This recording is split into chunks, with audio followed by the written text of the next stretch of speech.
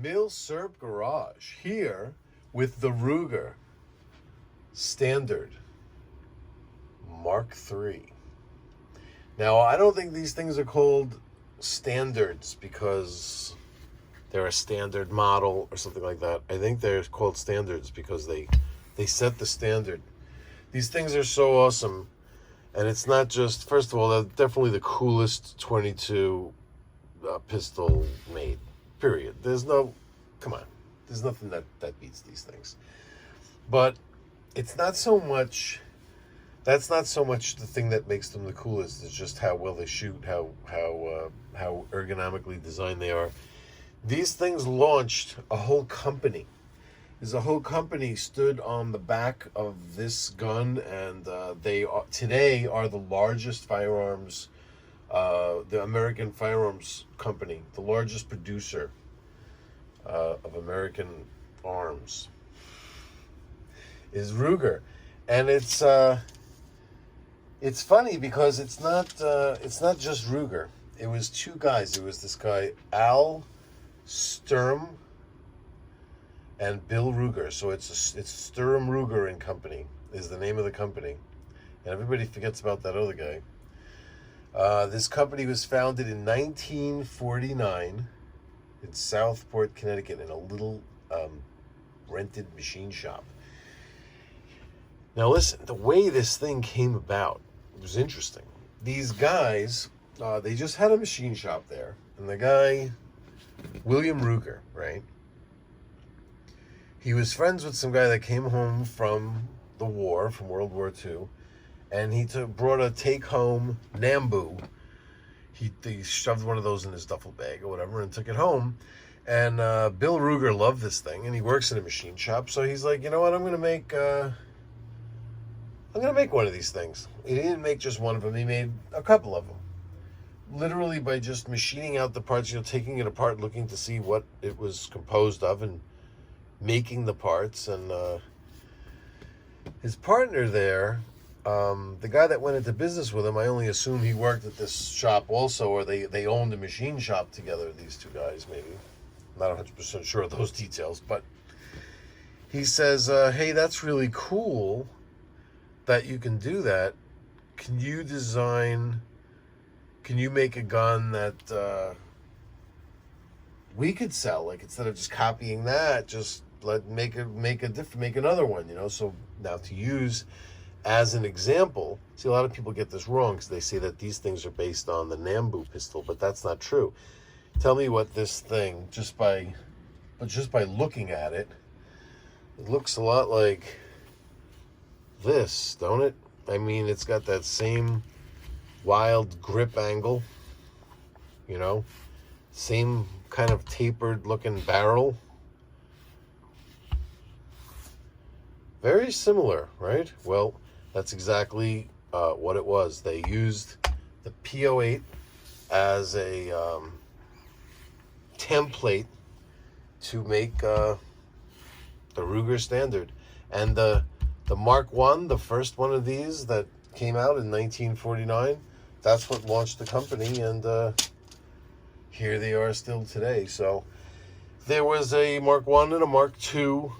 They had some things each time they changed it. There was things that set them apart, but going from the Mark II to the Mark III, that was a pretty big jump, and this was the Mark III. Now this Mark III was around from 2004 to 2016, and between the years of 2012 and 2016, they had like a different variation of this one that was called the 2245. So we're not even going to include that in necessarily with these, even though it was called the second lineup. So these were called the first lineup.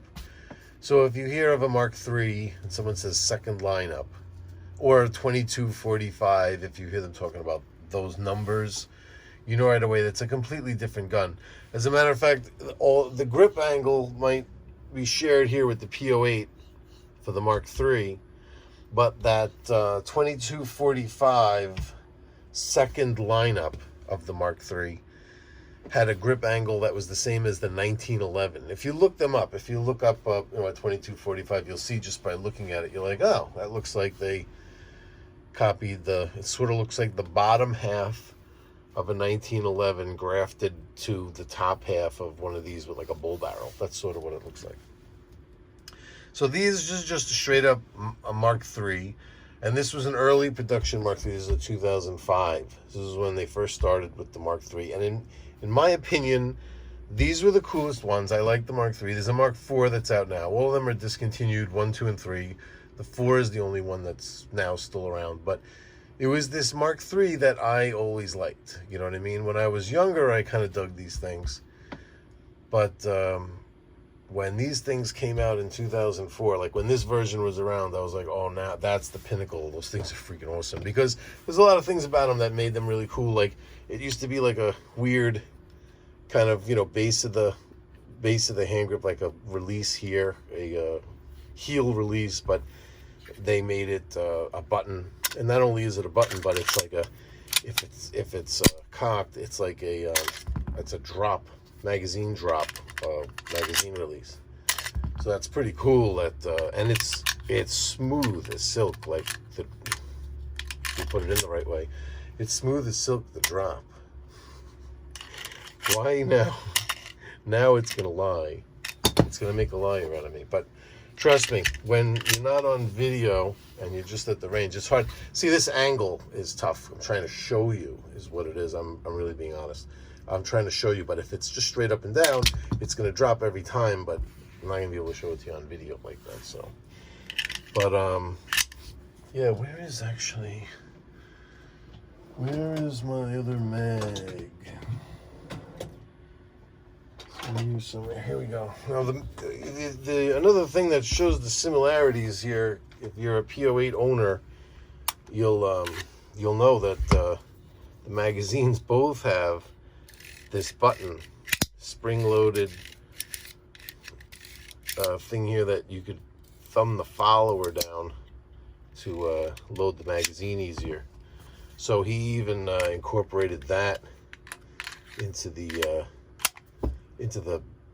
borrowing of the P08. But of course, it doesn't use the P08's toggle lock design. It's just a simple blowback. There's no need to get that extravagant with a 22.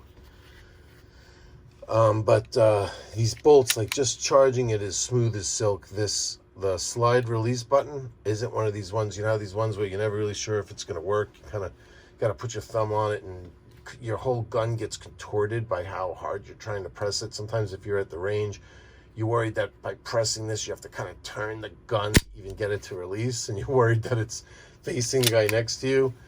I never understood those releases. It should just be, this thing, you just breathe on it and it's releasing. I don't know if it's got anything to do with the fact that it's a lighter, smaller bolt because it's a 22. I don't think so. I think it's just a really good design.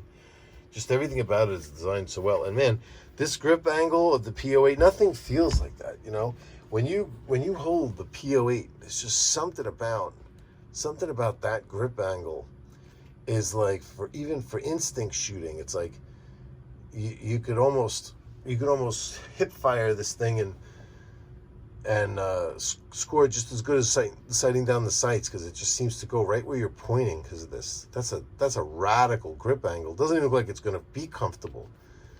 But it's so weird that not many guns follow this grip angle because it feels so comfortable, And these guys did, look at it, the same thing, that same radical grip angle. But it works. It works. And boy, I'll tell you, at the range, this thing is smooth as silk. Let me show you. I'm going to show you. I'm going to put a little video up now and just show you how nice. You know what it is with this thing? When you're at the range and you got a bunch of guns, you switch to this thing for a while, and you pull the trigger 2 or 3, 4 or 5 times, and you're like, like you saw, you're just like, that's nice. That's nice and relaxed. You know what I mean? This is just like, it just makes for I'm a big bore guy. I love big guns. I love big explosions. I love big radical recoil. I love that. But it's nice. It's almost like taking a break. It's like take 5, you shoot this thing for a little while, and it's like mellow. I could just imagine like just a nice plinking session out in the country, shooting cans and stuff like that. It just makes for a very pleasant experience. So check out this video of it in action at the range.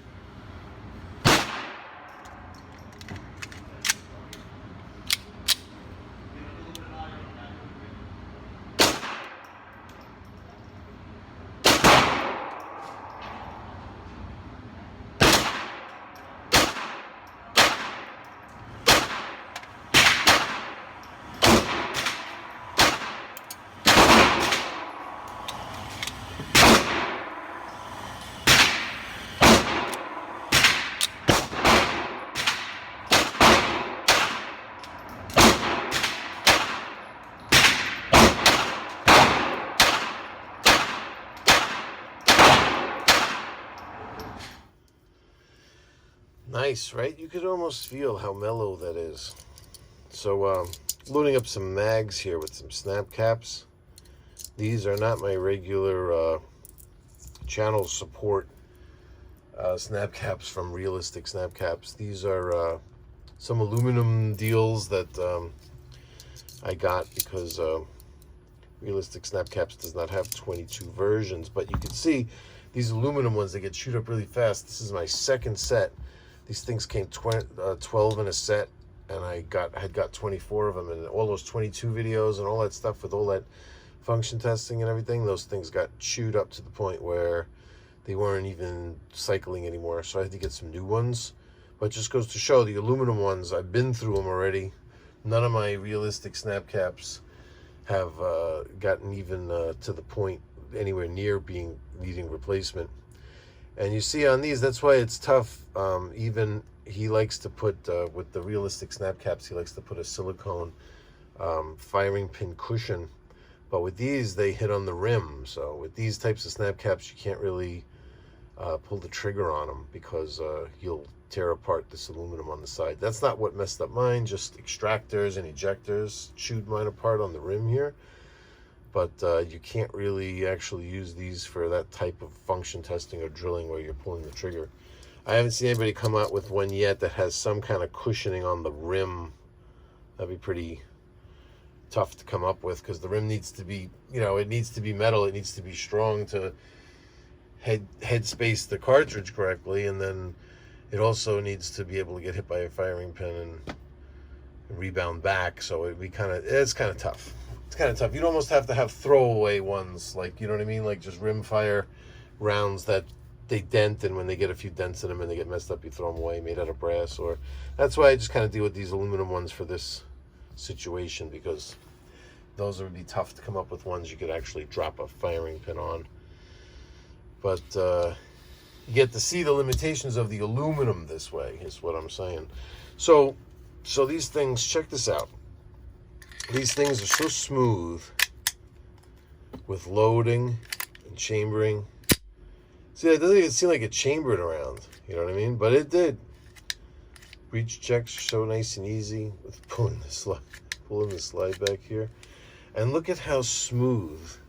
I'm going to show you how smooth these things cycle.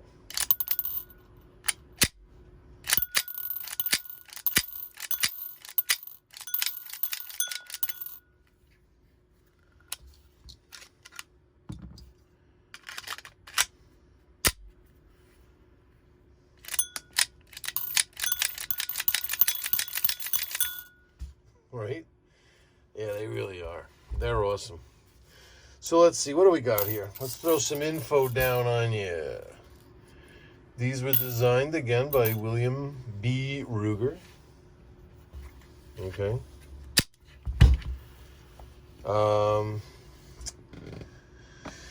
What else do we got here? So, what was different from the Mark II to the Mark III? That I'll tell you. I'm not going to get so much into the Mark I and the Mark II. We'll do a different video on that, or maybe we'll come up with one of those one day. But from the Mark II to the Mark III, the big step up that made me really like this guy was they have a loaded chamber indicator. I should have showed that to you before, but I guess it's never too late to get in there and show you. Now that magazine will just refuse to drop because of that. And here it is right here. You don't see, where'd it go? You don't see the loaded chamber indicator here. And if we chamber around, boom, there it is. It pops up. You can see it. It says loaded, and I think there's a red. Is there? Yeah, there's a red tab right there. And it says loaded. Loaded. Careful, I'm loaded. So that was pretty cool. The loaded chamber indicator.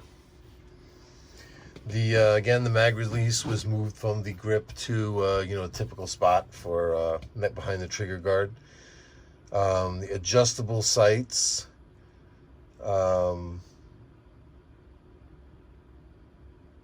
And there's certain versions of it that have a Weaver scope base that's drilled and tapped for a Weaver scope base, but not this standard one. We're gonna get to the different options of these things later. But this one didn't have that, but there were more higher end models that did have a scope base. Because a lot of people liked scoping these things, and you would have to, you know, figure out your own way of mounting it and drilling it and tapping it or whatever. These had a magazine disconnect, which, you know, not my favorite thing to have a magazine disconnect, but they put that in. But I guess, you know, for safety, sometimes, I don't know. I never bumped into a magazine disconnect and was like, damn thing, you know, like if I'm at the range, I have a magazine and if I pull the trigger and then nothing happens, then, you know, there's no magazine in there. Maybe that's a good thing. I mean, something weird's going on if there's no magazine in the gun and you're trying to pull the trigger. I don't know. But I guess in a self-defense situation, you know, it's not optimal. If you lose your mag, you just have one round. You want the gun to be able to fire, I suppose, you know. But that's a whole other video. It never really bothered me. There's a safety lock on these things, which is really weird. I'll show that to you in a minute. And they changed some things with the ergonomics, like these tapered bolt ears, and they contoured the ejection port here. Instead of it just being sharpened edges, it's like smoothed out, you know. And well, here, I'll show it to you now. There's a cool safety on this thing. For 2004, this was radical too. So this is the fire position. And you see this hole here, it's kind of blocked off. You can see that it's blocked off. If you go into the safe position, it has to be charged. If you go into the safe position, you put the safety on, you see there's a key there.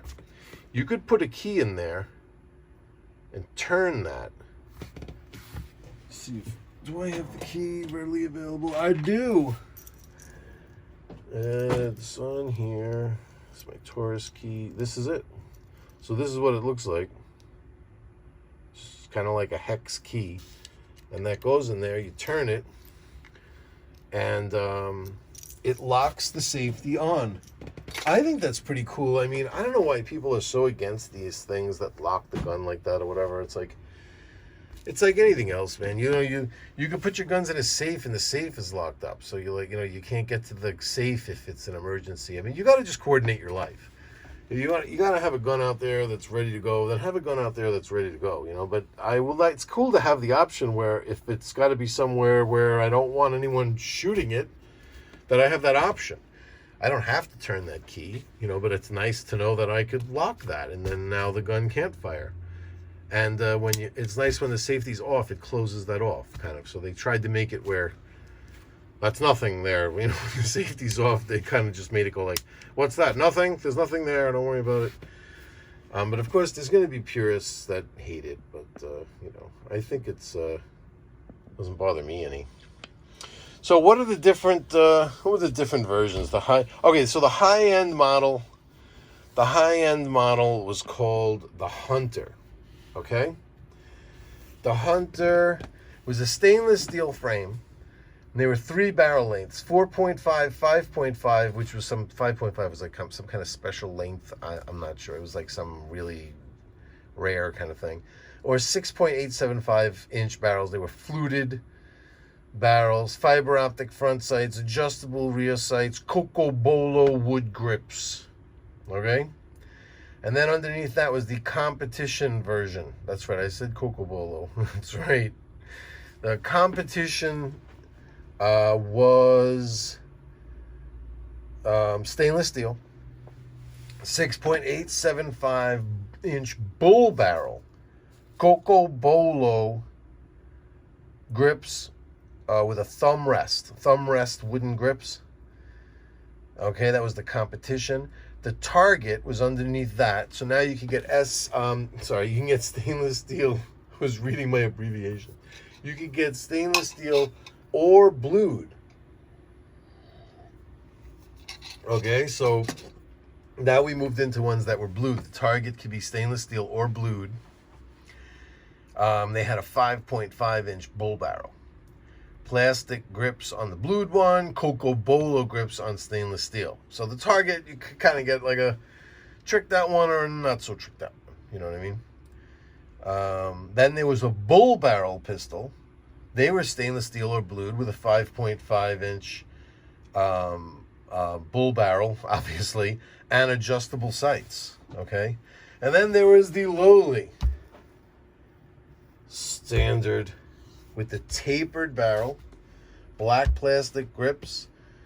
It was blued, and you had a 6-inch or a 4.75-inch barrel with fixed sights. This is the 6-inch. All right, and what's I don't really mind these grips. Look at how cool this is. There's this really cool emblem that's on the grips. It's like embossed emblem. I don't know if you can see that, but I love this. It's a cool emblem. I love how these screws are recessed in here where they have like space around them. You know what? Instead of bringing the gun to the camera, it'd probably be easier to bring the camera to the gun. See how cool those are like that? They're just nice grips. And I like how the magazine has the same theme there with that same embossed thing there on the bottom. I love that. See how that screw is there? Is like that? On the other side. They're nice plastic grips. And I'm just making a big deal out of it because I don't have the Cocobolo. I don't even know what that is. What is that? A certain kind of wood? I know there's like a wood guy who's gonna be like, you don't know what Cocobolo is, dude? And you're doing gun videos? This guy's a moron. Listen, I gotta tell you the weirdest thing. I'm setting up for this video, right? So I got the gun out. I'm taking notes. I'm looking around at all my stuff that I got. I'm like, okay. And I'm like, you know what? Get out the P08 because of how cool it looks. You know, in comparison, like obviously that he was copying that. But it's funny that everybody thinks he was copying the Nambu, and then it turns out that that it was this guy. I mean, it's obvious, plainly obvious that this is what he was copying. Although I don't have it. I'll be honest with you, I don't have a Nambu. So now I have to find for you. I'm gonna pull it up because I have to find out exactly what this says because I don't want anybody saying that I was embellishing or making something up. As I was doing that, okay, I got a message, right? Okay, I got a message from this guy, Mike M. And you can see, if you look right now, this message came 2 hours ago. Okay, so I'm setting up. I get this message from the guy. Mike M sends me. It looks like the Ruger Standard. Okay, what video? This is on the Luger P08 video, which I made, I don't know how long ago did I make that? Months and months ago, I did that video. And he comments on it. It looks like the Ruger Standard. Could you imagine? This blew my mind. How can I look at all the replies on here? Oh, I don't even know how YouTube works. I couldn't even find it. And then I wrote back, well, whatever, you can imagine. I just wrote, that's totally crazy, dude, because I'm sitting here right now getting out my Ruger Standard, getting out my P08, because I'm like, I got to put this in the video because it's obvious that that's what he was copying. And then you commented on a video on my P08 from months ago that it looks like a Ruger Standard as I'm putting that all together. Literally, it's on the table when that message comes in. I don't know, somehow it lost a little bit of its luster in the translation, but it blew my mind. I don't know how. What are the odds of that? It's like I was having a mind meld on YouTube with my listeners, I suppose. Something was going on. So, what else? Is there anything else? I think that's all I got. I almost lost the snap cap. Yeah, look at this thing. Fixed sights, okay? So, you're not... let's get a close-up. That's what we could do before we go. We get a nice close-up. Oh, yeah, and by the way, if you buy one of these and you want to take it apart, just make sure you open up the yellow pages to the nearest insane asylum and just leave that open so you don't have to go digging through the book, because it has this thing on the back here, okay, that you fingernail open supposedly, or you really have to get a tool to pop that open, and then somehow that comes out and it kind of fulcrums where this button has to do with this button popping up through here or whatever. I took it apart, I cleaned this thing, and I put it back together. And I heard it was going to be crazy. And, you hear that a lot. And I'm like, well, I've been doing this for a long time. I've taken a lot of guns apart and put them back together again. I'll be fine, And every once in a while, you're just like, oh, my God, I'm going to kill myself. Because that's kind of like how this gun was. It was insanity. It was very, very difficult. So that's just a word of caution. Just be ready. That's all. I mean, I took it apart. I put it back together. There's a lot of helpful stuff online. Basically online, it's just like, put this in here, do that, you push the button, and then you got to hold that there, and then you just kind of hope it goes together. If it doesn't go together, you got to take it all apart again, and then just try it again. Nobody really has a thing like, this is the trick. You got to this and that. Well, actually, I'm sorry. They do say that, but not every one of those tricks works every time either. So you just got to be patient. If you're having one of those days, don't take this thing apart. You have to just be in one of those mellow moods. That's all it is. It's different. It's different. Supposedly this Mark IV, it was so bad actually that this Mark IV, one of the main reasons why they came out with like another one was just to be like, it can come apart real easy. That was their advertising thing. The Ruger Mark IV, it comes apart easy. That was it. That's what their ad campaign said. Ruger Mark III, 22 caliber long rifle. That's right. I guess only long rifles through here. These semi-autos, the bolt has to be able to travel. And again, you have like the regular bolt. Let's get the mag out so I could manipulate here without. So it's like you have the regular, and then right there it'll hit, and you'll feel there's like a stiffer. It's going over something that's stiffer. But then it's like a hump, and then it smooths out again back here. Odd. It's an odd feeling bolt. But you can see in there, oops. You can see in there, nice chamber, nice feed ramp. Look at that nice feed ramp right there. It's pretty, right? It's a little dirty in there. I mean, I didn't really give it the craziest cleaning after shooting it. This is one of those guns where, because of how insane it is to take apart, it's not really going to be that real clean all that often. I might hazard it one more time. This thing's clean though, right? Like when I got this, I got a guy at a gun show that I buy a lot of stuff from, okay? And I walked into the gun show. He's weird. I don't know where these markings came from. It's odd. It's almost like something was attached here. You know what I mean? But I don't know what. If you guys know if something attaches there. Like the guy before me had something that kind of clipped on or did something. Maybe it was like some kind of scope mount that didn't drill holes. There's that weird sight there that's just fixed. And this must be one of the first guns that has like a warning, you know what I mean? Like, read the manual, don't kill yourself. We're not liable if a bullet goes through your face. Ruger, they're into these like very safety conscious-y things, Wasn't Ruger like, they won't put more than 10 rounds in a magazine, no matter what, even if it's like, wherever they're like, there's no restriction in a lot of states, you know what I mean? But they isn't that their thing? They only put 10 rounds in a magazine, something weird like that, They're like very, they kowtow to the safety kind of stuff and the, want to say anti-gun crowd, but the gun legislation people, the people that just want to dump so much legislation on guns that, you know what I mean, on the gun owners and the companies that make them and stuff, you know what I mean? And they kind of bow down to all that kind of stuff, which you know, maybe they're not so stupid. Isn't Remington getting like sued or something like that for somebody that got killed with a Remington gun?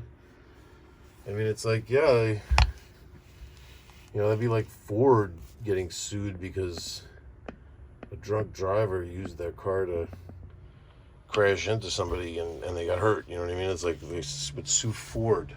It's like, well, you made the car. You should have known it would have been dangerous. It's like, where am I going with this video? This video is all over the place. Okay, so the Ruger. There it is. It's like a P08 made into a 22. Damn good job.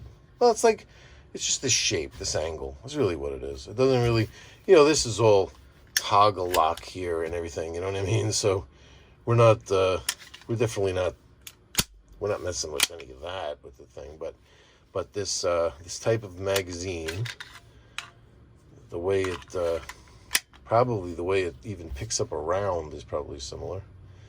And the shape, he dug this. He dug this shape. He was probably really into, you know, Bill Ruger was probably really into World War II stuff because he was copying those Nambus, and then when he finally decided to make a pistol of his own, man, let me tell you, the company, this was so popular, this when it first came out, it built the company. That was it. That's all they needed. You know what I mean? Super popular. It's and I'm telling you, it's the uniqueness of that grip angle is what does it. You know. So that's it for the Ruger Standard. Gun show tomorrow. Right now it's Friday night. I'm going to post this up there. And I'm going to a gun show tomorrow. So tomorrow I might post a video on the way.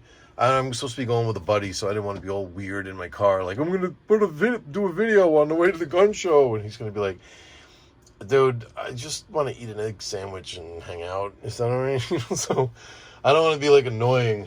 But so if my buddy's going, I'm probably going to stop with the video. But if he's taking a different car, a lot of people, they don't like driving in the Roadrunner. I don't know. So after you've seen that last video, maybe it'll give you a little clue why. But a lot of people shy away.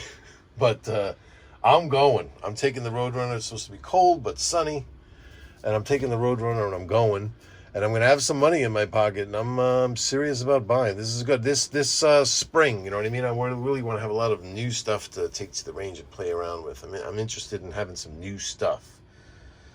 So that's exactly what I'm going to do. So I'm going to see what I can pick up from the gun show. This is one that definitely, some lady once came over and was like threatening to throw me out because it's run by a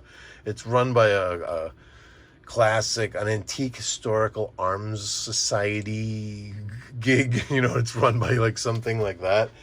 And I wasn't even videoing. A buddy of mine was looking for a certain type of gun for ages. And I was going to I saw one there, and I asked him to go to the gun show, and he said, yeah, I don't know. I don't really feel like I'm going to find anything there, blah, blah, blah. He was just all like depressed and everything. So he didn't go, but I took a picture of this gun, and I sent the picture to him. He didn't live far away from the show, and it was early in the morning. It was like 9:30 in the morning. So I took a picture of it, and I was going to text it to him and be like, yeah, you're home. You didn't go to the show, and here's the gun that you've been looking for 3 years, and it's beautiful, and it's sitting right here. And I was going to text that in the middle of like writing the words to that picture. And this lady comes over and she's like, did you just take a picture of that firearm? And I'm like, yeah, I did. I'm texting it to her, but can you hold on to it for him? I'm texting him and she's like, that's not my table, but I'm the head of the show. And you cannot take pictures of the firearms. I was like, why not? And she's like, well, he does not want you taking pictures of his guns. And he's pointing at the guy who was like talking to somebody about another gun, like selling, and he didn't even know what was going on. So then he kind of like looked over when she said that, and I was like, do you mind if I take a picture of that? Because I was sending it to a friend he's looking for one of those. And he was like, no, I don't care. And then the lady she was all butthurt from that. And she was like, well, I run the show and you are not allowed to. I was just like, oh, whatever. I turned around and looked at like my buddy at that another vendor that I know for years. I turned around and looked at him, and he's kind of like the guy that brings everybody to the show and kind of puts it together. And he just rolled his eyes. So it was just like, okay, whatever. Okay, won't take any pictures. I'm deleting that one. Yeah, sure. Deleting it as I send it to my friend. So that's what you go through. For some reason, something about photography flips people out. And I think a lot of these people, they think that if you're publicizing gun shows, if you're taking pictures or you're taking videos at gun shows, that it's going to get out that they're having that. It's going to ruin it somehow. Like, oh, if you're taking pictures, people are going to know that we're doing this here. And I'm like, we should be shouting from the rooftops that we're doing this. There should be huge banners up with like lit up arrows. Gun show, gun people are doing their thing right here. You know what I mean? It's like, why does it have to be so secret? You know what I mean? Why does it have to be secretive? Why is it like I could be promoting their show? I could be promoting the show right now. If they were with it, I could be on this channel right now promoting their gun show, but I know it's not something that they're into. So, yeah, is this a video on a gun? Oh, right. Forgot we were talking about a gun. Well, we looked all at it, didn't we? We did everything. Did I forget anything? Yeah, these plastic grips don't bother me. I looked on eBay. There's like all kinds of wood grips for this thing and everything like that, and I'm like, you know what? I don't want to mess up this as much as you're going to say like it doesn't do it, because it's not really, it's smooth. This magazine drop, I'm telling you, this magazine drop, it's like butter. It's one of the coolest magazine drops that there is. And I don't want to mess it up. The wood grips get in the way. I don't know if these screws are going to sit exactly the way these. You just see pictures of the grips. It doesn't show you on the gun. I love how these screws sit in those holes like that. I just love the look of that. I love the fact that this emblem matches the emblem on the magazine. I like that. And I don't want to get any of those things up. I like the plastic grips. I like the standard version. I like the tapered barrel. And, I started to say, I walked into this gun show, and the guy at the table was like, look at what I got something for you. And I was like, okay. And he just pulled it out and went, boom. And I was just like, what are you asking for that? And then, I don't know, whatever it was like $400. I don't even remember. It was a few $100s like that. You know what I mean? Nothing crazy. And he just said how much. And I just went, okay. And then he just went, I'll get the forms. So it hit the table. I never even touched it. I just went, because I trust this guy. He's good. So all my cool old Winchester stuff I got from him. He's the Winchester man. But again, I started videoing stuff on this guy's table once, and he was like, you don't want to do that. That's what he said to me. You don't want to do that. I was like, what, you really mind if I take videos of the stuff that you got here on the table? He goes, I don't really mind, but there's people here that will, and if they see you doing it, they're going to say something. So I did have some really cool video of stuff that he had, and I was going to post it, but because he said that, he kind of like wasn't giving me a ringing endorsement to like put his stuff up online, so I didn't. She said something about serial numbers too. Why is this whole big thing about serial numbers? You just make up a serial number. There's VIN numbers on everybody's cars sitting out in the street. You can just go read the numbers. What are numbers? What do numbers mean? It doesn't mean anything. I don't know. Listen, gun show videos tomorrow, and I got a whole litany of stuff to bring to you guys. So stay tuned, and if I forgot anything, then I'll put it in the description.